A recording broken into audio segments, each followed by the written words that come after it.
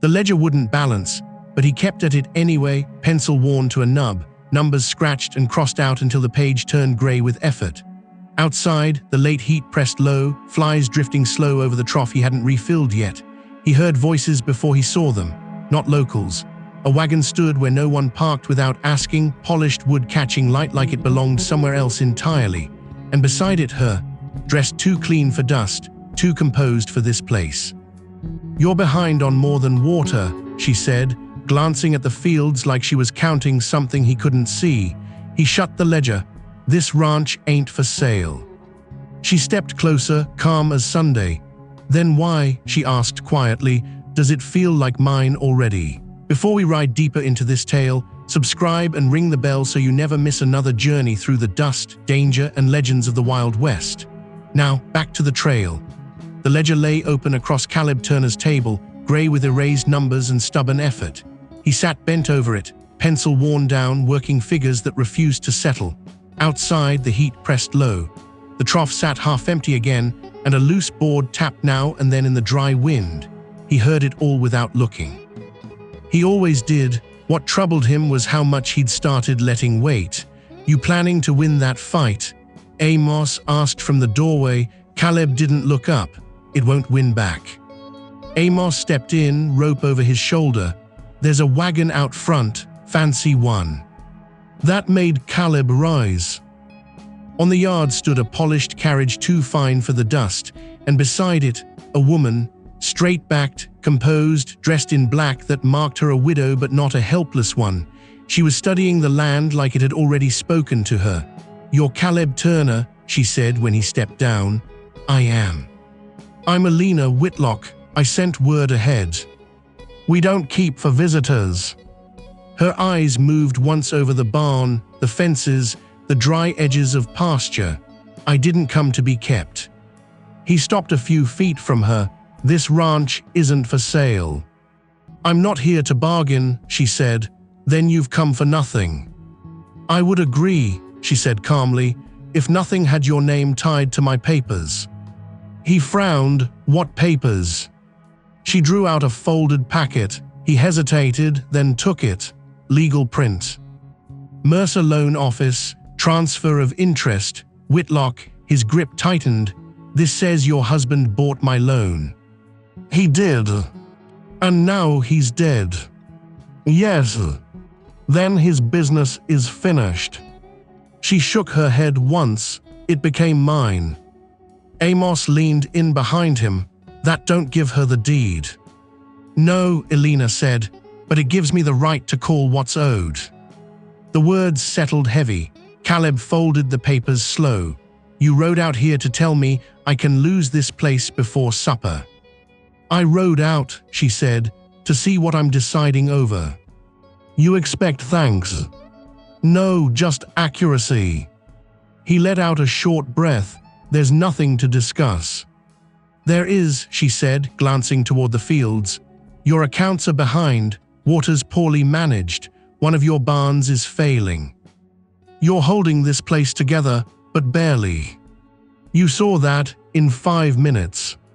I saw it on the ride in." That irritated him more than it should have. "I didn't invite you." "No," she said quietly, "men rarely invite what proves them wrong." That struck closer than he liked. Caleb turned and went back inside. Amos followed. "You read it?"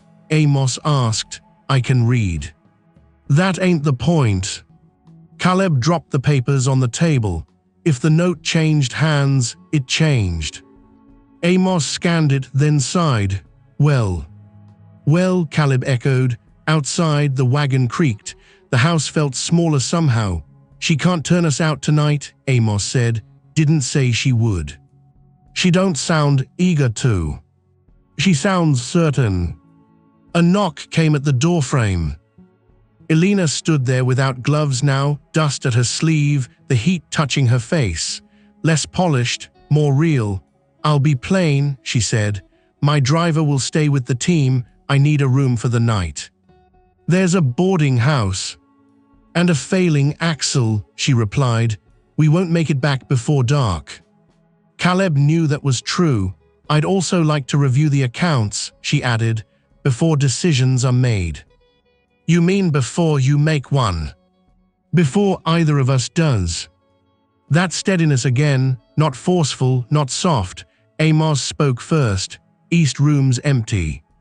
Caleb shot him a look. Elena met Caleb's eyes. I'll pay. No. She paused. You can stay one night, he said. No more.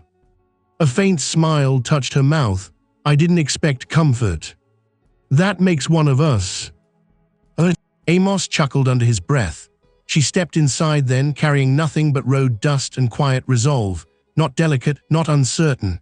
Caleb moved aside just the first morning after Elena Whitlock stepped into Caleb Turner's house.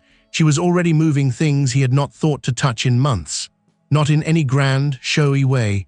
Nothing a man could point at and accuse her of overturning, but in small, exact adjustments that made the place feel different without seeming changed at all. Caleb noticed it before he finished his coffee. The ledger still sat where he had left it on the kitchen table, but the loose pages had been stacked square, the corners aligned instead of curling over one another like tired leaves. His pencil had been sharpened. The water bucket by the sink, which he had meant to refill before bed and then had not, stood brimming. Even the dish towel hanging by the stove had been wrung and folded instead of abandoned in a damp knot. He stood there with the coffee cup in one hand and looked over the room as if someone had entered in the night and quietly proven him lacking. Amos came in a moment later, glanced around once, and made the mistake of smiling. Careful, Caleb said. I didn't say a word. You didn't have to. Amos took a biscuit from the plate, tore it in half, and looked toward the open window where pale morning light fell across the table. Well, he said mildly, it's the cleanest accusation I've ever seen. Caleb drank his coffee and said nothing. Outside, the day was already warming. Summer had settled hard that year, not in a blaze, but in a slow, punishing press that dried the troughs faster than a man could fill them and left the pasture looking as if it had given up expecting mercy. Caleb stepped onto the porch and found Elena near the south line, standing by the trough with her sleeves rolled once and her hands bare. She had removed the widow's gloves that made her look like she belonged in polished rail cars and bank offices. Without them, she looked less distant. That did not help. She was studying the water level with the kind of stillness he had come to distrust in her. Elena Whitlock did not merely look at a thing, she measured it in ways a man could feel. That trough won't fill itself, he said. Without turning, she answered, no. But it might hold, if the pipe feeding it weren't losing half its purpose underground. Caleb came down the steps. That line has been cracked since spring. And it's been wasting water since spring. It hasn't crippled us. No, she said, now turning to face him, only weakened what was already strained. There was no edge in her tone. That made the words harder to dismiss. He stopped a few feet from her. The morning sun caught in the dark trim of her dress, and a loose strand of hair had escaped near her temple, softened by the wind. She reached up absently, tucked it back, and looked at him with the same calm patience she had brought into his yard the day before. This is my ranch, Caleb said. I decide what matters first. And I decide what business I'm attached to, she replied. At present, they appear to be the same thing. Behind him, he heard Amos moving around the barn, wisely pretending not to listen. You don't know this place, Caleb said. I know enough to tell when a man is treating emergencies like weather.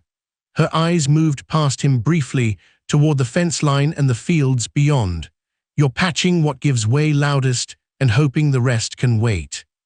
He felt that land like a touch to a bruise. It has waited. Yes, she said quietly, that's the trouble. For a moment they stood with the trough between them, neither willing to step back. She was too composed, too certain of her own mind. He was too tired to be patient with certainty, especially someone else's. At last he said, You've been here one night. And in one night, she answered, I managed to find the leak, the short feed count, and the fact that your kitchen roof drips over the back corner when it rains. I'm not claiming mastery, Mr. Turner, only observation. He almost said something sharp enough to send her back into the house, but it was morning, and the heat was already rising, and a man only had so much temper to spend before noon. He took the bucket from beside the trough instead. Observation ain't labor. No, she said, stepping aside, but labor without clear sight is just exhaustion with a noble name. He carried the bucket off before he answered. The next several days settled into a shape neither of them had agreed to, and both of them resisted in different ways. Elena did not declare intentions. She simply moved through the ranch as if learning the grain of it. She counted feed sacks, checked the condition of tack, asked after shipping delays, and listened when the hands spoke. She never gave an order outright, but people answered her when she asked a question. Caleb found that more irritating than if she had acted grand. Why are the cattle still on the West Range? She asked him one afternoon, standing at the table with his ledger open and a separate sheet of figures in front of her. Because that's where they've been grazing. The grass there is thinner than what's coming in near the cottonwoods. The cottonwood side ain't fenced enough. No, she said, but the breach is smaller than the loss you're allowing now. He set down the harness strap he had been repairing and looked at her. You planning to reorganize every decision I've made? Only the ones costing you money. That be all of them, by your tones. Not all, she said. You still have good stock. You still have hands who haven't left. That means there's something here worth saving. The way she said it plainly, without softness, struck him off balance. He had expected criticism. He was less prepared for honest valuation. He looked away first, annoyed with himself. Later that same afternoon, he found Amos and one of the ranch hands digging by the south line. Caleb stopped short. What's this? Amos leaned on the shovel, fixing the leak. I didn't tell you to. No, Amos said. She did. Caleb's gaze snapped toward the house. Elena stood on the porch in the shade, not hovering, not directing, just watching the yard with a rolled page in her hand. She has no authority here. Amos rested both hands on the shovel handle. You wanted that line fixed. I wanted it fixed when I had time. Well, Amos said, glancing down at the trench, seems time took pity and came by early. Caleb should have been angry. Instead, he found himself irritated by a more inconvenient truth. The work was already half done, and the line had needed fixing for weeks. By evening, the trough was holding better. He noticed it when he went out after supper. The water sat high and still in the basin, no longer dropping visible inches in the time it took to cross the yard. Caleb stood looking at it longer than necessary, then turned when he heard Elena behind him. You're welcome, she said. He frowned. I didn't thank you. No, she replied. I noticed.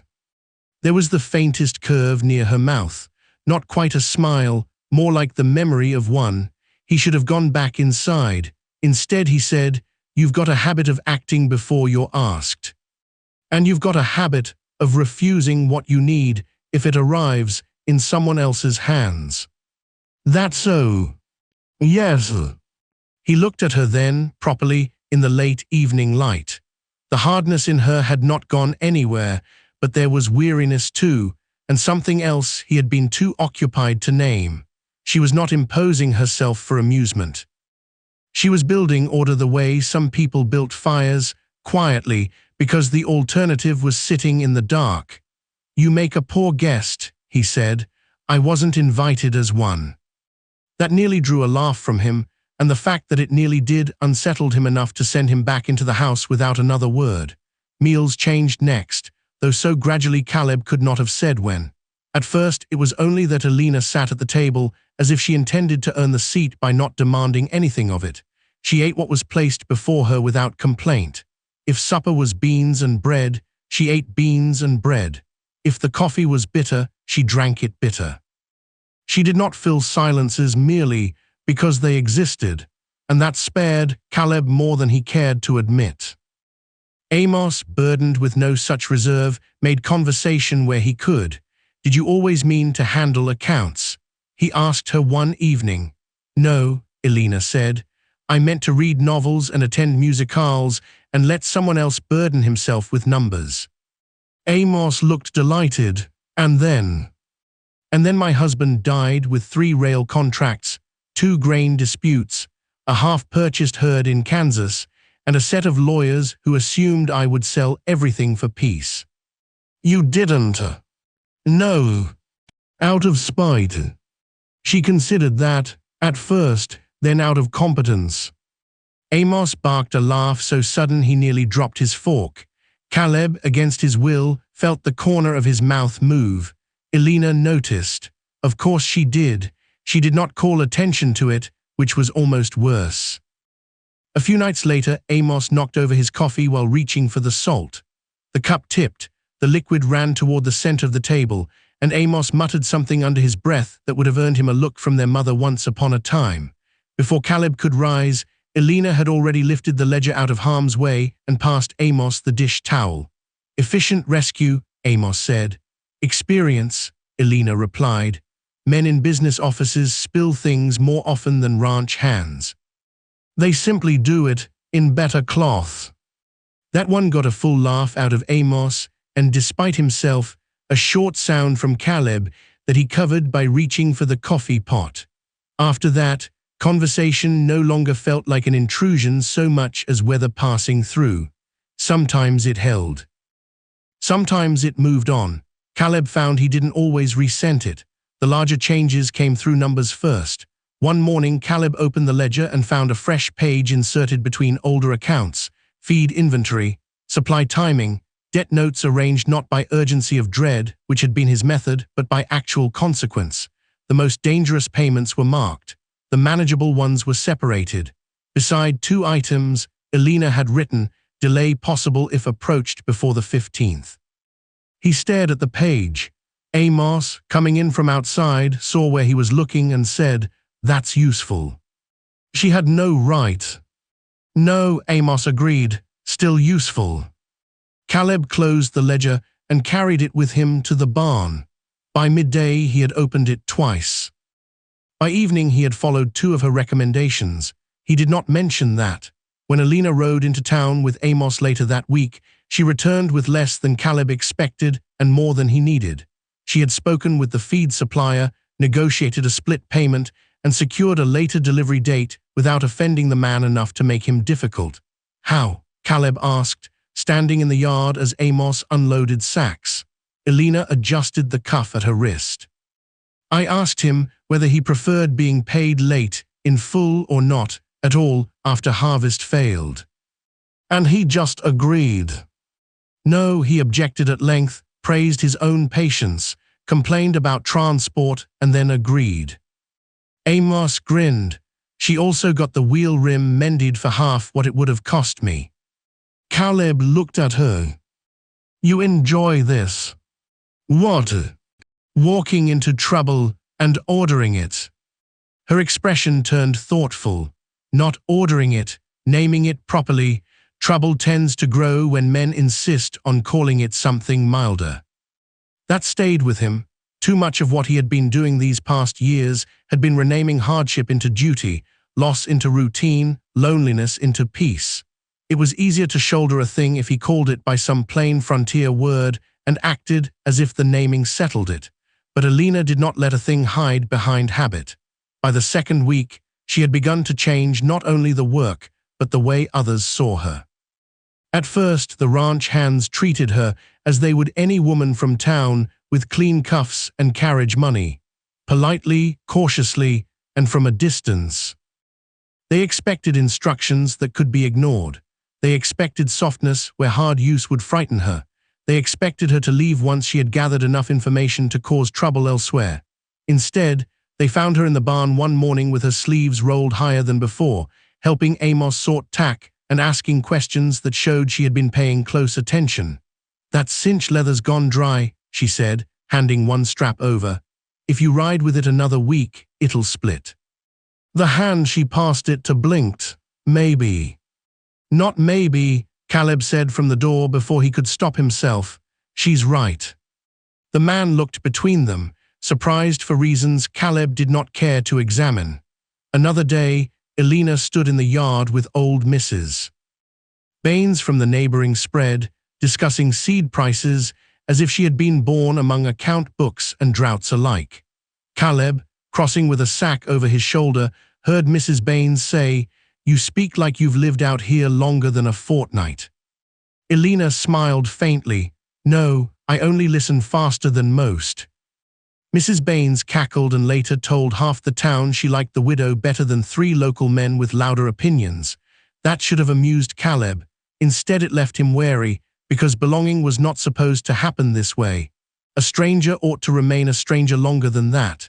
Yet Elena earned space where she stood, not by pleading for it, not by charming anyone into granting it. She paid attention. She remembered names. She understood when to press and when to keep quiet. She never pretended the work was easy, but she also never treated it as beneath her notice. One hot afternoon, Caleb came into the barn to find her trying to shift a feed crate that had swollen at the base from old damp. "You'll throw your shoulder," he said. She glanced up, breath slightly short. "Then at least I'll know the crate resented me personally." He came over before he had decided to move. "I was managing." "No, you were losing gracefully." That earned him a look he might almost have called amused. She stepped aside, and he braced one boot, lifted the crate just enough to free the stuck corner, and shoved it into place. "There," he said, "your gratitude is overwhelming." He straightened and realized, too late, how close she stood. The barn was dim and warm, dust hanging in the shafts of light from the loft above. Her hair had loosened at the nape. There was a streak of dirt near one wrist, and something about that imperfection struck him harder than all her polished certainty on the day she arrived. For the space of one breath, neither of them moved. Then she stepped back and said, more quietly, "Thank you." He nodded once and turned away, irritated by the sound of his own pulse. After that, the change in him came not like a storm, but like a season turning so slowly a man only notices when the air is different. He stopped ending conversations the moment they threatened to become personal. Not always. Not enough for Amos to tease him without risking a stare, but enough that questions began slipping out before he had measured them. "You always keep your accounts in your head like that." "When I must." "How do you remember so much?" "I don't," Elena said once, standing beside him at the table with the ledger open. "I simply write down what pride insists I should have remembered." He looked over at her. She glanced back. "It's a useful discipline." He found himself saying, "You sound like you learned it the hard way." "I did." He waited. She did not elaborate. Oddly, that made him respect her more. On another evening, while the 3 of them sat on the porch after supper with the heat finally lifting off the yard, Amos had gone quiet enough that his chair creak became part of the night. The sky spread broad and dusty overhead, stars coming through one by one. Elena said, "It's quieter here than in any place I've lived." Caleb, leaning back against the porch post, answered before thinking, "Most people don't mean that kindly." "I do." He turned to look at her. She was watching the yard, not him. "What do you hear in it?" he asked. She considered. Space enough for thought, room enough for a person to tell the truth if they've a mind to. Amos made a soft sound that might have been a laugh. "That's a dangerous use for quiet." "Yes," she said. "Which is likely why so many avoid it." Caleb should have let it end there. Instead he said, "Truth about what?" At that she looked at him fully, and the porch seemed to narrow around the question. "About whether you're living," she said, "or merely refusing to stop." The old answer rose in him by habit. That work was life. That endurance was enough. That a man did not require joy if he had obligation. But in the stillness of the porch, with Amos saying nothing and the ranch breathing out around them in the dark, the answer would not come clean, so he said nothing. And for once, silence did not feel like victory. The work itself began to change after that, and Caleb hated how much he noticed it. not because it was easier. The ranch was still a ranch. Posts rotted, animals fell lame. Wind found every weakness a man forgot to shore up. But there was movement now where before there had only been maintenance. Decisions linked together. Repairs served a larger plan. The days no longer felt like dragging one burden past another until sleep took mercy. One morning he realized he was heading to the far pasture, not because it was the loudest problem, but because he and Alina had spoken the night before and agreed it made sense to move the stock there before the next dry week. Agreed, the word sat strangely in his mind. Another time, he found himself bringing in a fresh bucket before she asked for one. She looked up from the table where she was sorting order slips, surprised enough that he noticed. "You were out," he said. "Yes," she answered after a pause. "I was." That was all, yet the exchange stayed with him through the rest of the afternoon. By the third week, Caleb no longer felt her presence as an intrusion every hour of the day. Instead, there were moments when he went looking for it without admitting he was doing so. He would come in from the yard and listen for the scratch of her pen at the table. He would glance toward the porch at dusk and feel something settle when he found her there. He would hear her voice in the barn, speaking to Amos or one of the hands, and know from the tone whether the matter was serious or merely practical. The ranch, which for so long had been a place where every sound reminded him of work and every room held a shape of absence, began to feel altered in some subtler way. Less haunted, less punishing. One evening, as the sun dropped behind the line of cottonwoods and through the pasture into long bronze bands, Caleb stood at the far fence watching the herd settle. The air smelled of dry grass and warm hide. Far off, a meadowlark called once and stopped. He heard Alina approach before he turned. Her footsteps had become familiar to him, not because they were loud, but because they were measured, deliberate. She came to stand beside him, not too close, her hands clasped lightly in front of her. "They're holding better," she said. He nodded. "They are. The west side would have stripped bare if you'd kept them there." "Yes. You moved them in time." He looked out over the cattle, "Not alone."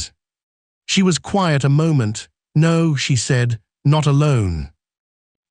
The words settled gently, without demand. For years Caleb had carried the ranch the way some men carried grief, too tightly, as if loosening his grip even once would prove he had failed whatever or whoever had depended on him. He had told himself the weight was honorable, necessary, his due. Now standing there in the evening light with the herd calmer than it had been in months, and the ranch no longer feeling like a punishment he woke up to, he felt something open in him that he had not granted permission. Relief, perhaps, or peace in some smaller, more dangerous form. He turned his head slightly and found Alina already looking at the pasture, the fading light soft across the line of her face. Not distant now, not polished, just there, steady, real. Woven somehow into the very shape of the evenings. For the first time in longer than he cared to count, the work before him did not feel like penance. It felt like the beginning of something he might one day want to keep for reasons other than memory and stubbornness. And that frightened him more than debt ever had, because a failing ranch could be fought. A man knew what to do with drought, shortage, broken boards, thin pasture, and notes coming due. But this quiet easing of the burden, this unwelcome warmth in shared silence, this growing sense that his days no longer ended in emptiness, but in the knowledge that someone else had stood inside them with him, this was something else entirely. It was not yet love, not yet hope. But it was the first thing that had come close enough to either that Caleb could feel himself begin to retreat from it even while standing still. And in that fading light, with the cattle settled and the ranch breathing easier than it had in a long while, he understood the danger clearly. Alina Whitlock had not only entered his house, she had entered the shape of his days. And for the first time since loss had taught him how to live by narrowing his life down to labor, Caleb Turner was beginning to understand that the ranch felt lighter not because the work had lessened, but because he was no longer carrying it alone. By the time the storm came, the ranch had begun to carry Alina Whitlock's influence in ways Caleb Turner could no longer pretend not to notice. The books made more sense. The supply runs came cleaner. The hands had stopped glancing toward the house with confusion whenever she crossed the yard and had started answering her as if she belonged among the ordinary burdens of the place, which Caleb thought more than once she somehow did. That bothered him. It also steadied him in ways he did not care to examine too closely. The day the weather turned had begun hot and close. The air hung thick over the pasture from morning on, with a strange weight to it that kept the horses restless and the dogs unwilling to leave the porch shade. By noon the light had changed, not dimmer, but sharper somehow, as though the whole sky had narrowed down to a single waiting point. Amos looked up from the fence line and said, "We'll get rain by supper." Caleb, driving a staple into a warped post, grunted once, "If we're lucky." "We ain't lucky." "No," Caleb said, "but sometimes weather forgets who it's dealing with." Amos laughed and moved on down the line. By late afternoon, the wind had shifted hard from the north.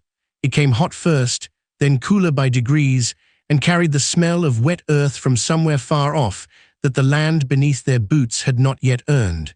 Elena came out onto the porch just as Caleb was crossing the yard with a coil of rope over one shoulder. "You should get the account pages off the back table," he told her without stopping. "Roof may leak if it comes in strong." She nodded, "And the feed sacks near the barn door." "We'll move them." "We." He glanced at her then. She had changed out of her better dress and into the dark, plainer one she wore for work around the house and yard, sleeves pinned back. He had noticed over the past weeks that she no longer moved carefully merely to preserve her clothes. She moved to accomplish things. "You planning to stand on the porch and supervise?" he asked. Her mouth shifted faintly. "Not unless your methods require prayer." They moved the sacks together just as the first drop hit the yard, dark and fat against the dust. Then came another, then 10 at once. The rain broke open so suddenly, it seemed less to arrive than to fall from a height already full. The yard blurred silver. Water hammered the barn roof, struck the troughs, ran in quick streams along the hard-packed earth that had forgotten how to receive it gently. "Inside," Caleb said, but Elena had already turned toward the south trough, where runoff from the slight rise near the fence began rushing faster than it should. "The overflow board," she called over the rain. "If it jams, the whole line will back into the lower yard." Caleb swore under his breath and ran after her. Mud formed almost at once beneath their boots, slick over the dirt, deceptive and shifting. Elena reached the trough first and leaned toward the sideboard where brush and loose debris had begun to collect in the outflow gap. Caleb was only a few strides behind when her footing went. It happened quickly. One boot slid sideways in the wash. Her hand shot for the trough edge and missed. For one clean second she was balanced nowhere. Caleb caught her before thought had time to join the act. One arm went around her waist, the other braced against the trough rim hard enough to jar his shoulder. Her body came against him with the force of the slip, close and unguarded and warm despite the rain. The water ran off the brim of her hair and down across her cheek. Her hand caught in the front of his shirt, not clutching, not dramatic. Just holding because falling had not finished releasing her yet. Everything else seemed to go quieter. The rain still came hard. The yard still ran muddy. Somewhere behind them Amos shouted something from the porch. Caleb heard none of it clearly. Elena looked up at him, not startled, not embarrassed, just very still. Her face was close enough that he could see the darkened lashes spiked with rain, the fine line of breath parted between her lips, the flush high in her cheeks from the sudden slip and the force of catching. He had touched her before in passing ways, steadying a crate, taking a parcel, brushing past in a doorway, but this was no passing thing. This was instinct before judgment, body before caution. "You've got me," she said. The words were quiet, nearly lost in the rain, but they struck him with more force than the stumble had. He realized then that he had not let go. His hand tightened once at her waist before he forced it to release. He stepped back first, too fast, too abruptly. "You ought to watch your footing," he said, and heard at once how rough the words sounded. Something unreadable crossed her face. Not hurt, not exactly, more like recognition. "Yes," she said, clearly. Caleb bent down at once, cleared the jam from the runoff slit with his bare hand, and let the water rush through. It spilled away from the trough in a hard stream and cut toward the lower yard instead of over it. Elena stepped back on steadier ground and said nothing more. When they finally made it to the porch, both soaked through, Amos took one look at Caleb's face and, to his great credit, did not smile. The storm lasted less than an hour and left behind the smell of wet wood, soaked dust, and bruised grass. But the moment by the trough did not leave with it. That evening at supper, Elena had changed into dry clothes and pinned her hair again. Caleb had done the same. They sat across from one another at the table, as they had many times by then, yet the room felt rearranged in some invisible way. Amos talked enough for 3 people, about the north pasture, about the fence holding, about whether the rain had come in time for the late cut. Caleb answered when required. Elena replied when spoken to. But under all of it ran the memory of her in his arms and the dangerous ease with which it had happened. Not thought, not decision, natural. That was what unsettled him most. Later, after Amos had gone out to check the lantern by the barn, Caleb stood alone at the sink, drying his hands on the towel for longer than the task required. He sensed rather than heard Elena step into the doorway behind him. "The overflow board held," she said. "Yes. The lower yard will be a mire by morning. It usually is, after a hard rain." A pause, then, "You caught me quickly." He set the towel down. "You were falling." "Yes," she said softly, "I was." He turned then. She stood with one hand against the doorframe, lamplight warming the side of her face and throwing the rest into gentler shadow. There was no teasing in her, no attempt to embarrass him. Somehow that made it worse. "It didn't mean anything," he said. The moment the words were out, he knew they were wrong, not because they were untrue in the way romance might make them untrue, but because they were too quick, too defensive, too plainly spoken by a man already arguing with himself. Elena studied him a heartbeat. "I didn't ask what it meant." He had no answer for that. She looked down once, then back up. "Good night, Mr. Turner."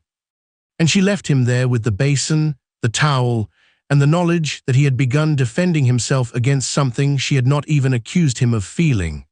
The next morning, Caleb rode out before sunrise. He told Amos he wanted to check the far section after the rain. That was partly true. The fuller truth was that he needed distance wide enough to let his mind sort itself out, and nothing on the ranch gave a man that better than riding alone before the day had fully opened. The ground held the night's damp in places. Hoofbeats thudded softer than usual. The sky lifted pale at the edges of the world, and low mist sat in pockets along the creek bed. Caleb rode without hurry, one hand resting loose on the reins, hat brim low. He had spent years mastering the art of living by reduction. Fewer conversations, fewer hopes, fewer occasions to remember what had once filled his house and no longer did. It was not happiness, but it was manageable. A man could survive almost anything if he cut life down small enough. Then Elena Whitlock had come into his yard with legal papers, sharp eyes, and a habit of putting both his accounts and his excuses in order. The ranch had improved under her watch. That was fact. The house had grown less empty in her presence. That was fact too, though he disliked saying it even in his own head. And when she slipped in the rain, he had reached for her with the same certainty he would have used to save something precious from breaking. That was the fact he could not ride away from. By the time he returned, the sun was up and the yard already active. Elena stood near the porch with old Ben Haskins, a neighbor from 2 spreads over, and one of the few men Caleb trusted enough to speak honestly in front of. Ben was in his late 60s, rawboned and weather-dark, with the posture of a man who had survived by being too stubborn to make dying convenient. Ben lifted a hand when he saw Caleb. "You look like you rode out to outrun thought." "Didn't know thought was visible." "On your face, it is." Elena, mercifully, said only, "Mr. Haskins was returning the auger Amos lent him." Caleb took the tool from Ben and nodded once. Elena read the air better than most and excused herself without fuss, carrying the account pages back into the house. Ben watched her go.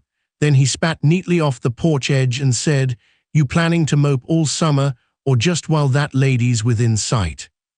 Caleb gave him a flat look. "You came to return an auger, not my dignity." "Your dignity's been limping for years. I didn't bring what it'd take to mend it." Caleb would have dismissed the comment from another man, not from Ben. They stood by the porch rail a while in the morning quiet. Somewhere near the barn, Amos was arguing cheerfully with a mule.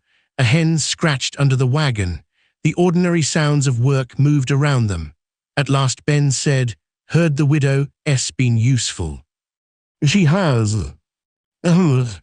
Caleb waited. Ben scratched once at the line of his jaw.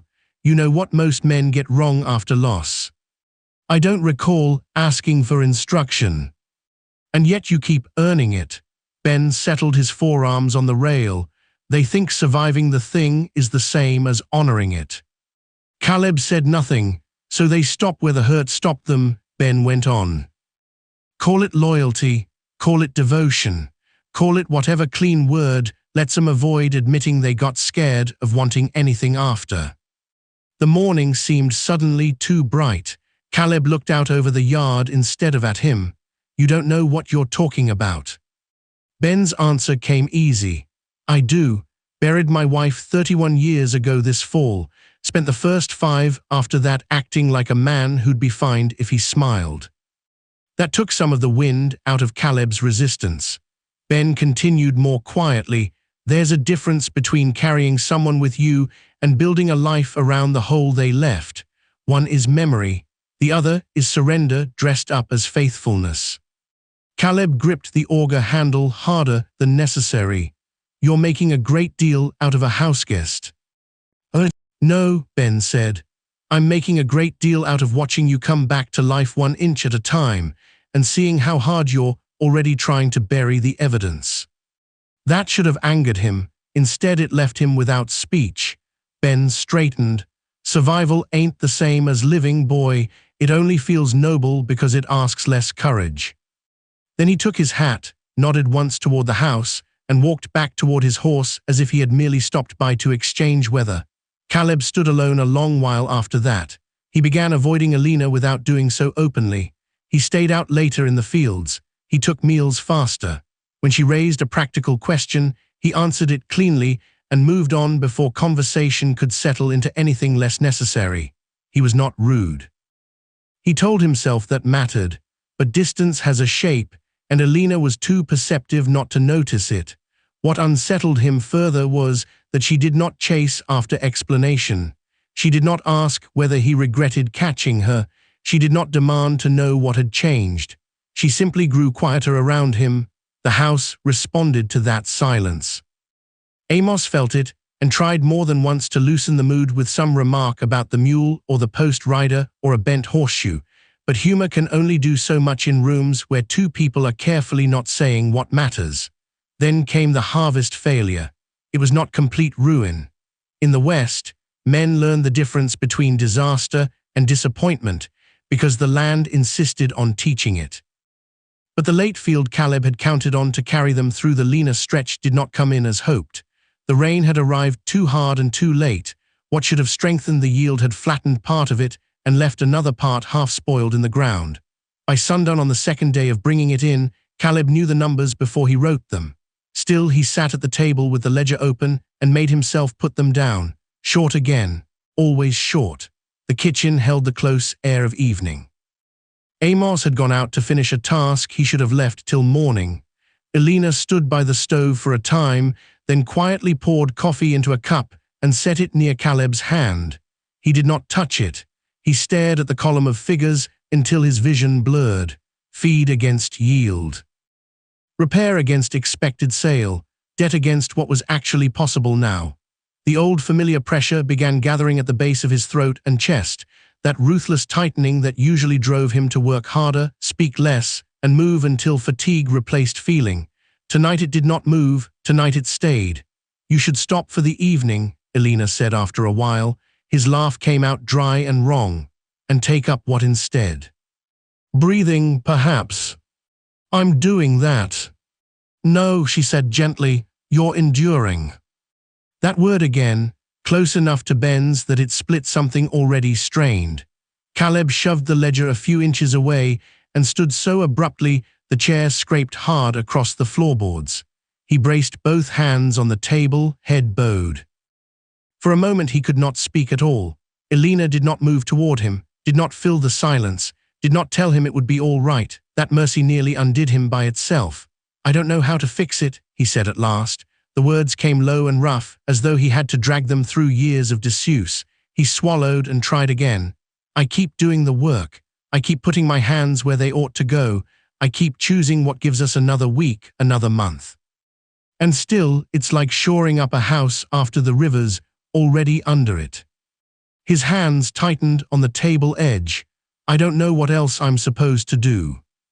The room stayed quiet, except for the small hiss from the stove. Elena said nothing, not because she had nothing to offer. Because she understood that what was breaking open in him was older than crops and accounts and one failed season. He felt the next words before he meant to speak them. "I kept thinking if I held it all steady enough," he stopped, breath uneven. "If I worked enough, if I didn't let anything slip, then maybe losing one thing wouldn't turn into losing everything." His voice thinned at the end. He hated that. He had not spoken of his dead in years, not truly, not beyond the kind of brief factual reference that lets a man look useful instead of wounded. But grief does not vanish when neglected. It hardens, it waits. It begins calling itself duty, so no one will question why a man still kneels to it. Caleb closed his eyes once. "When she died," he said, barely above a whisper, "I thought the worst part of it was the empty house." He let out a breath that trembled. It was that everything after felt like I was being asked to keep going by a world that had no right to expect it. He had not meant to say that much. When he finally lifted his head, Elena was still where she had been, one hand resting lightly against the back of the spare chair. Her face held no pity, only presence, steady, open, unafraid of the mess in front of her. "That is too much for one man," she said quietly. The simplicity of it struck him harder than comfort would have. He sat down because his legs had begun to feel unreliable. The ledger remained open between them, but it no longer seemed the only thing on the table. For a long time neither spoke. At last Elena crossed the room, not quickly, and laid one hand over the closed fist he had left on the table. Just that, no speech, no correction, no promise she could not make. He did not pull away, and because he did not, the silence deepened into something gentler than loneliness and more dangerous than peace. After that night, Caleb feared her closeness more than ever, not because it had failed him, because it had not. The days that followed grew strange in their restraint. He found himself stepping back whenever conversation threatened to soften. If she joined him at the table, he stood sooner than necessary. If she came out to the porch in the evening, he found an excuse in the yard. He told himself it was caution, wisdom. A man had no business leaning his full weight on something he might not be allowed to keep. Elena saw it. Of course she saw it. But again, she did not force the matter. Instead, she began putting things in order, not the ranch at first, her own affairs. Caleb noticed the packet of legal papers tied more neatly than before. Noticed the letters written after supper. Noticed the way she and Amos discussed wagon repairs and timing to town in practical tones that left no room for sentiment. One afternoon he came in from the north fence and found her at the table sealing a letter. He set his gloves down. "You writing more business?" "Yes, to Whitlock offices. And to Mercer.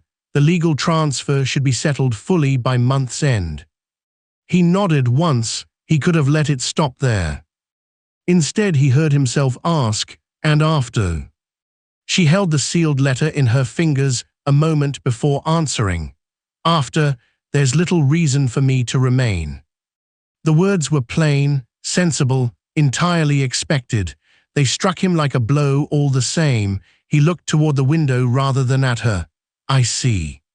She studied him, and when she spoke again, her voice had gone softer, though no less steady. "Mr. Turner, I did not come here to unsettle your life beyond necessity." That almost made him laugh, not from humor, From the sheer uselessness of pretending the unsettling had not already happened, he picked up his gloves again. Seems necessity has a wider reach than either of us planned. Before she could answer, he turned and left. From that day on, the space between them thickened with all that had not been said.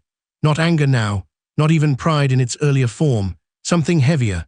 At supper, Amos glanced between them and wisely kept to practical subjects. On the porch, the silence no longer rested easily. In the barn, if their hands brushed reaching for the same tool, both stepped back too quickly. The ranch continued on, fences, accounts, animals, weather, but underneath it all ran the knowledge that time had narrowed. Elena would leave when the papers were settled. Caleb knew it, she knew it, and neither seemed able to find the one sentence that might change the shape of the road ahead. So they went on in the shadow of it, working, speaking when required, withholding when it mattered most, while the unsaid grew larger than the house itself. And for the first time since she had ridden into his yard with dust on her hem and calm in her voice, Caleb Turner began to understand that losing a woman was not always done in one sharp moment. Sometimes it began quietly. Sometimes it began while she was still under your roof, still at your table, still close enough to hear. And already preparing to go. The morning Elena Whitlock meant to leave, the house woke earlier than usual, not because anyone had slept well. Caleb Turner had been awake long before the light came up, lying still in the narrow quiet of his room while the old boards settled and the first faint wind moved along the outside wall. He had listened for the ordinary sounds that had become familiar over the past weeks, the creak of the kitchen chair when Elena rose before the others, the low thump of Amos crossing the porch, the scrape of kindling being set in the stove. This morning each sound landed differently.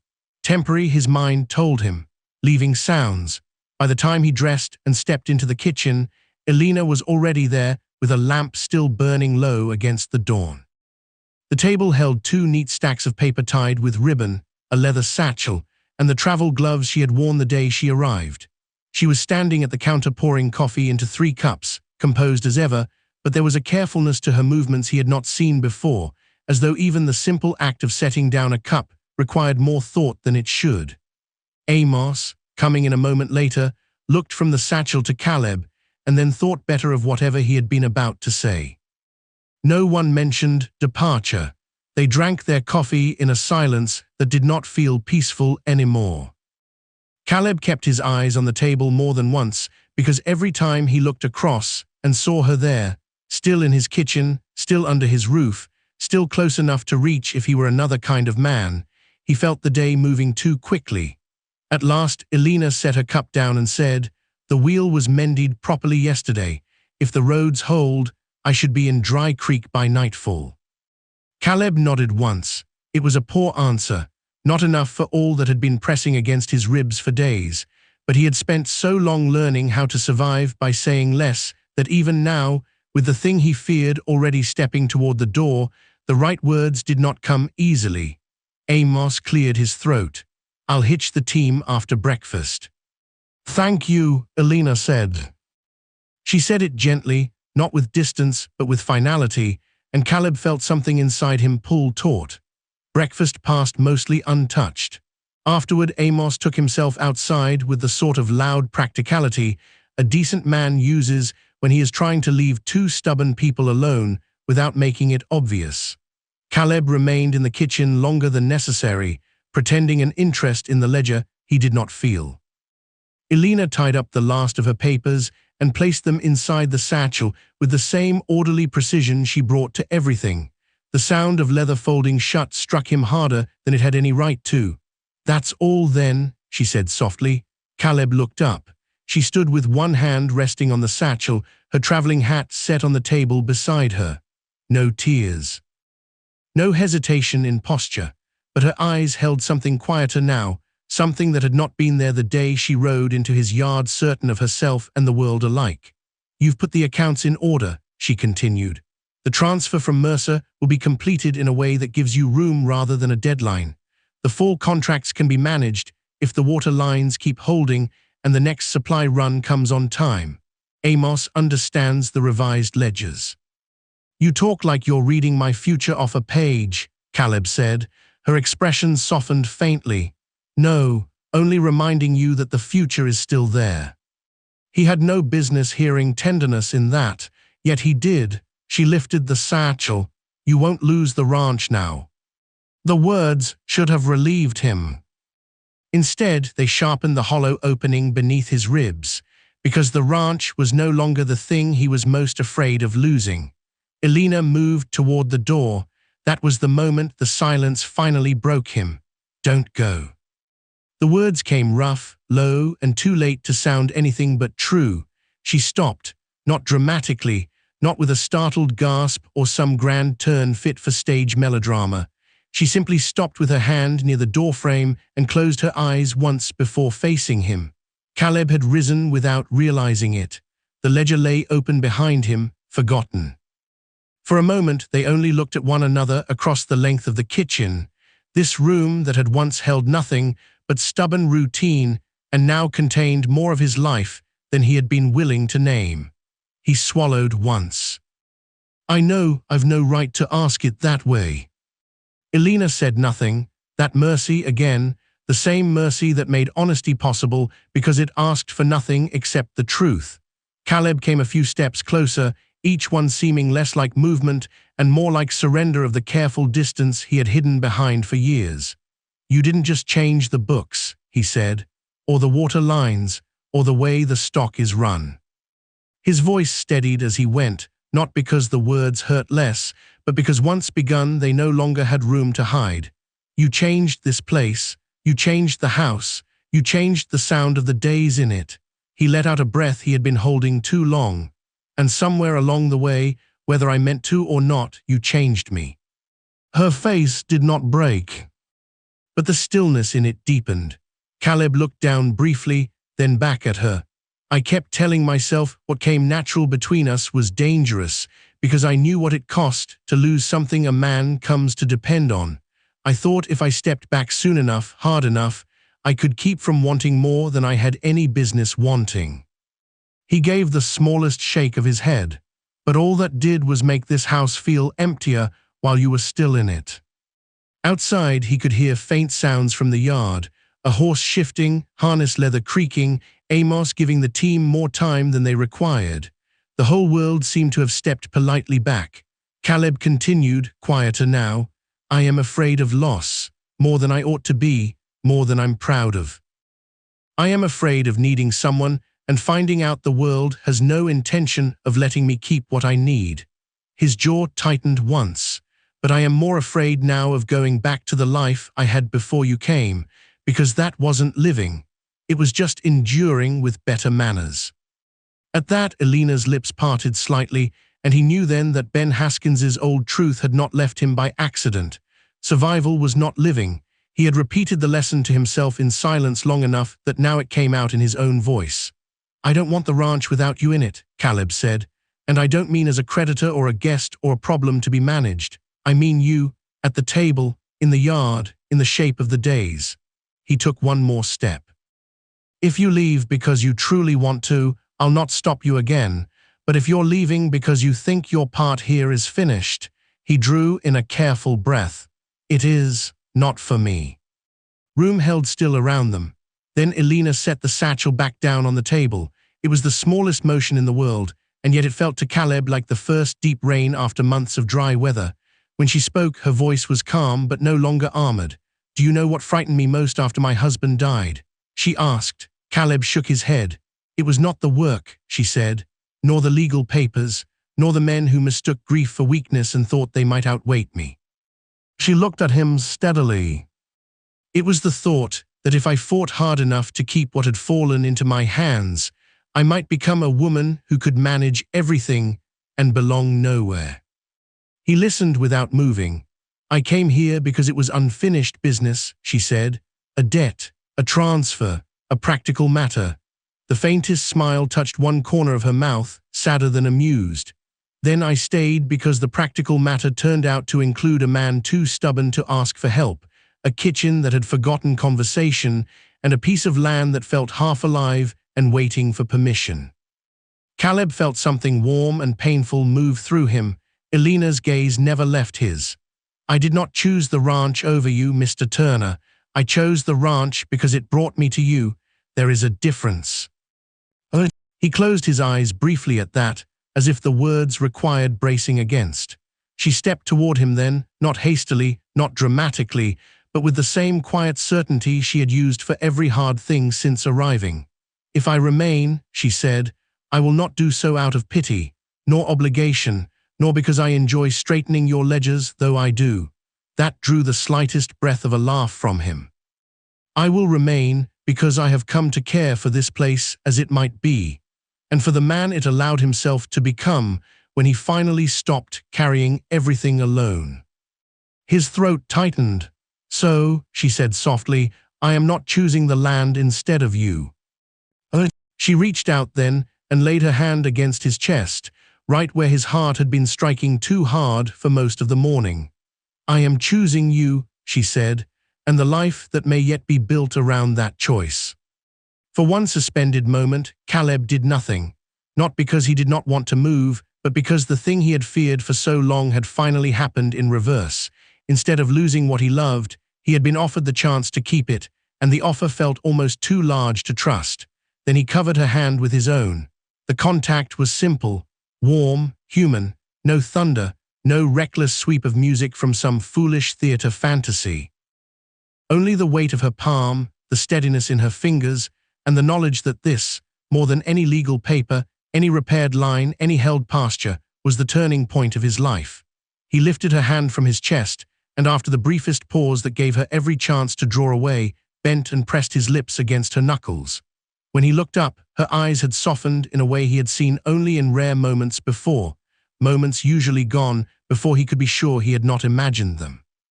"Elena," he said, and it was the first time he had spoken her name as if it belonged in his mouth. She answered by stepping closer.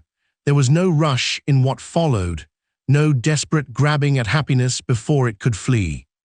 Caleb touched her face with one hand, rough fingers careful at her cheek, as though still learning that tenderness could live in him without breaking something. She leaned into the touch the smallest measure, and that small trust undid him more thoroughly than tears would have. When he kissed her, it was quiet, no spectacle, no sudden fever meant to prove what did not require proof, only certainty. The kind built from shared work, late evenings, sharp words survived honestly, whether endured side by side, accounts balanced together, silence made less lonely by the right company. Her hands came to rest lightly at his shoulders. His found her waist with none of the panic that had driven him to step back by the flooded trough. This time, he did not retreat from how natural it felt. And when the kiss ended, they stayed close, foreheads nearly touching, breathing the same small space between them. "It appears," Elena murmured, "the departure has been delayed." Caleb let out a low laugh, half relief and half wonder. "By how long?" She looked at him with a steadiness that now held warmth without reservation. "I should think," she said, "indefinitely." From the yard came the clatter of harness and the sound of Amos clearing his throat, much louder than required. Neither of them moved at once. At last, Caleb rested his brow lightly against hers and said, "He's going to be insufferable." "He already is." That made him laugh properly, and when he did, Elena smiled in full for the first time since she had come to the ranch. It changed her entire face. By evening, the wagon remained unloaded only in part because Amos had taken one look at Elena still in the house after noon and declared, with suspicious innocence, that there was no point hitching a team for a woman who seemed in no hurry to use it. Caleb threatened him twice and meant neither threat. Elena allowed the proceedings with a composure that only made Amos more pleased with himself. What followed was not a miraculous undoing of hardship. The ranch did not leap from strain into abundance because two people had finally spoken honestly in a kitchen.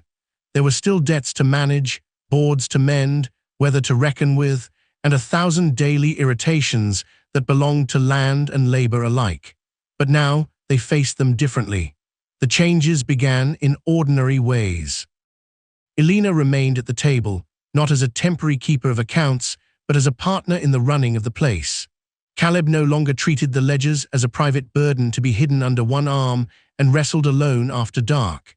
They reviewed figures together after supper, sometimes disagreeing, often revising, always arriving at something stronger than either would have made separately. She brought structure where he had relied too long on endurance. He brought instinct born of seasons and soil where papers alone could not speak. If she pushed too fast toward a change that looked better in figures than on the ground, he said so. If he tried to put off a repair because stubbornness had taught him to outweigh too much already, she said so. Between them, the work grew less wasteful and more deliberate. Caleb repaired the east fence line before winter instead of letting it limp another season. Elena renegotiated a supply agreement with such quiet efficiency that the storekeeper in town muttered afterward that he had been outmaneuvered by a widow who never once raised her voice, which he seemed to admire against his own interests. Amos oversaw the new irrigation trench to the lower garden patch, grinning the whole while like a man who had long since decided Providence sometimes worked through difficult women and even more difficult brothers. The ranch began to answer them. Water held where it had once leaked away. The south trough no longer sank low before noon. The fall planting in the smaller field took better than anyone expected. By spring, the pasture closest to the cottonwoods came in thicker, and the herd kept stronger weight through the lean weeks. None of it was dramatic enough for ballads. All of it mattered. The house changed too, not through decoration or some fancy imported touch Elena might easily have claimed if she were the sort of woman who needed her refinement proven. Instead, it changed by use. The second chair at the table no longer looked like a memorial left standing guard over old grief. It became simply a chair again, occupied, shifted, turned aside after meals, drawn near the lamp in the evening while Elena reviewed accounts or Caleb mended tack. The back room, once little more than spare walls and a bed for transients, began holding the orderly overflow of a life staying put, stacked papers, an extra lamp, Elena's books, a blue shawl left over the rocker as if it had always belonged there. Laughter came more easily too, though rarely in excess. Amos was responsible for much of it at first, but not all. Elena's humor remained dry and well-aimed. Caleb's came slower, usually when he forgot to guard it. Yet the sound of it ceased to feel foreign under his own roof. There were evenings when the three of them sat on the porch after supper while the heat bled out of the day and the cattle settled in the far field. Amos would tell some foolish story from town. Elena would lift one brow and improve it with a single remark. Caleb would listen, one elbow braced on his knee, and think, not in words, because he did not often think that way, that peace was not always the absence of pain. Sometimes it was simply the right people remaining after the day's labor was done. When winter came, it came cleaner than the previous one. Cold, yes, sharp enough at dawn to bite through gloves, but the ranch entered it better prepared. Firewood stacked higher, roof patched properly, feed planned instead of guessed at. Elena learned how Caleb judged weather by the behavior of the horses long before clouds said a word. He learned that she kept track of more than accounts. She remembered which Han's wife was due with a child in January, which neighbor still limped from the spring thaw, which merchant would fold early under the right kind of patience. By Christmas, though neither of them was much given to ceremony for its own sake, Amos insisted on fetching a small cedar bough to hang by the door because, as he put it, the house had become too respectable not to acknowledge the season. Elena made no protest. Caleb pretended not to care and later adjusted the bough himself when Amos hung it crooked. Their marriage, when it came, suited them. No grand society affair, no parade of silks and speeches. Just a clear morning in town, a preacher who knew enough not to turn brevity into insult, Amos standing beside Caleb with a face too openly pleased to be borne gracefully, and Mrs. Baines dabbing at her eyes afterward while claiming the dust was unusually aggressive for that time of year. Elena wore a simple dark dress with a collar Caleb had once said made her look too stern and later admitted he liked, because it made her smile more noticeable when it came. Caleb stood beside her in his best coat, shoulders set as if taking on solemn work, which in truth he believed marriage to be, though not in the grim way he might once have meant it.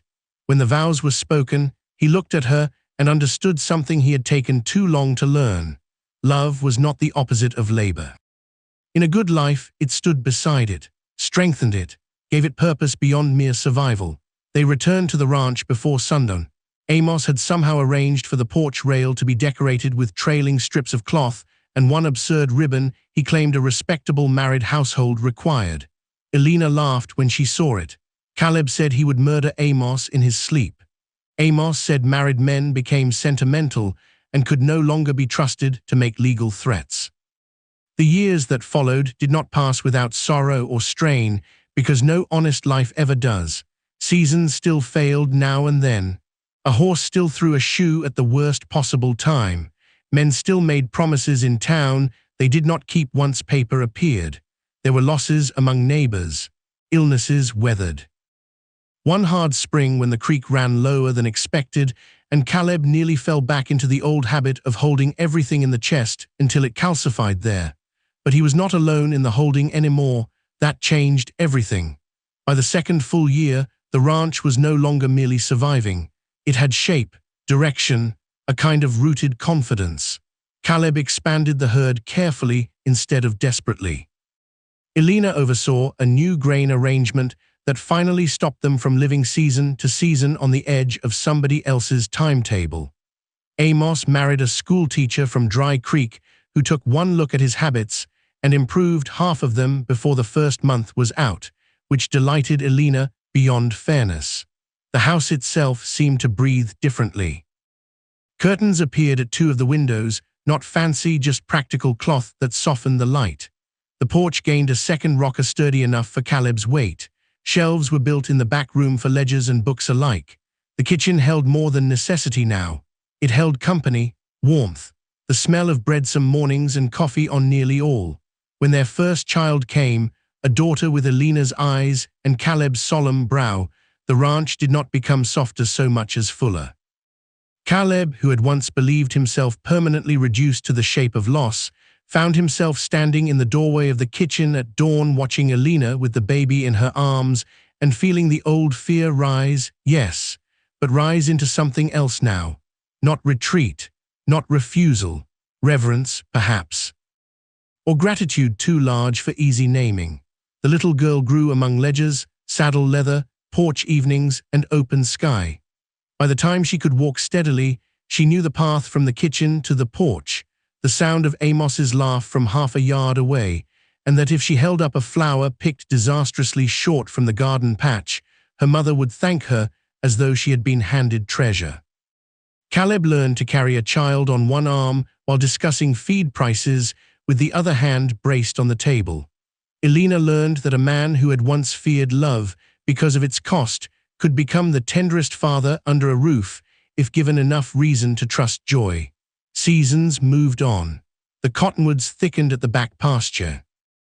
The repaired barn was replaced in part and strengthened in full.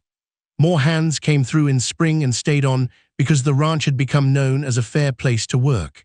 Travelers passing the road sometimes glanced over and saw not a failing spread barely kept upright by a lonely man's stubbornness, but a thriving home, fenced soundly, watered well, with stock moving steady and smoke rising from a kitchen that knew what it was feeding. In quieter hours, Caleb sometimes stood near the same trough where Elena had first slipped in the storm and let himself look back, not with bitterness anymore, not even with grief in its old commanding form. He remembered the man he had been when she arrived, tired, proud, bent over a ledger, as if numbers were the only language left to him. A man keeping one thing alive because he did not know what else to do with himself if it failed. He could still feel that man inside him at times, but no longer as a prison, only as someone he had been before Grace arrived wearing widow's black, speaking plainly about water lines and refusing to let him mistake endurance for living.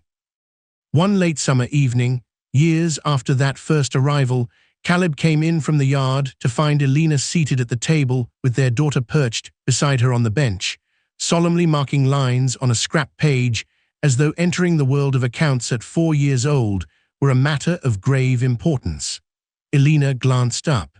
She has decided the columns require flowers. Caleb set down his hat. Then the books are improved beyond my skill. Their daughter looked at him with full seriousness. Mama says numbers need order. And flowers. Sometimes, the child said. Elena smiled. Caleb came around the table and rested one hand briefly at his wife's shoulder, a gesture so ordinary now it carried the weight of whole years. She leaned slightly into him without breaking her place on the page. Their daughter kept drawing flowers in the margins of practical life. Outside, the ranch lay in the mellow hush before supper, the kind of evening that belongs only to places well used and well loved. Water moved where it ought. The fields held. The barns stood sound. Voices carried faintly from the yard. Home did what home was meant to do. It gathered life instead of merely containing it. What once had been something Caleb clung to out of duty and grief had become something else entirely. Not a monument, not a burden, a future. And if now and then he still looked at Elena across the table with the quiet astonishment of a man who once believed the best years of his heart were behind him, she never seemed to mind. Perhaps because she carried some of the same astonishment herself. Perhaps because both of them knew the truth of it. That the ranch had not been saved by money alone, nor by labor alone, nor by love alone, but by the way all three had finally been allowed to stand together. And in the long, hardened peace of that life, shared work, shared table, shared child, shared seasons moving forward instead of merely passing, they found what neither had been willing to name at first. Not rescue, not luck, belonging, the kind that grows slowly, holds fast, and turns even an old wound into part of the ground where something lasting can finally take root. If this story stayed with you, ride with us again. Subscribe and help keep these frontier tales alive for the next firelit night. Because out here, every name has a past, every trail has a cost, and every sunset still remembers. Until next time, friend, keep your hat tipped to the past and your heart pointed west.